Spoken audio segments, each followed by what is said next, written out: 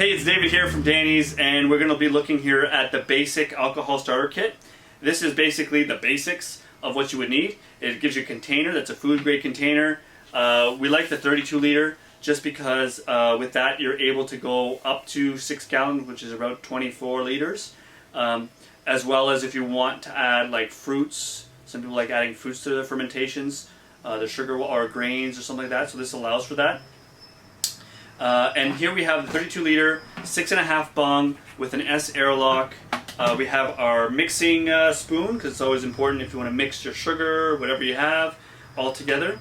And then we have a simple J tube, which you can then just siphon off into wherever you want after it's fermented.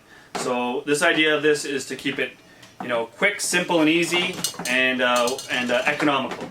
So this is a nice one for that. With it, it comes with 1 turbo yeast, some Kisosol chitosan.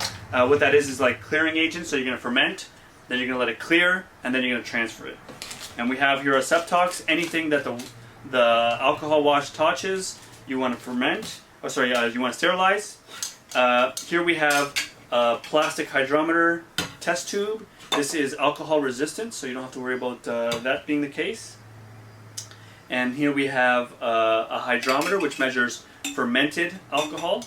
And then we have included in this basic kit is a proof and trail hydrometer, which you can transfer off of this. And that goes from 0 to 100% alcohol or 200 proof, and it fits in there. What we like about this graduation is you're able to then take off whatever you need for the measurements if you need to as well. So that's really nice to have. Overall, this is a really good, simple, basic kit if that's what you want for an alcohol starter kit.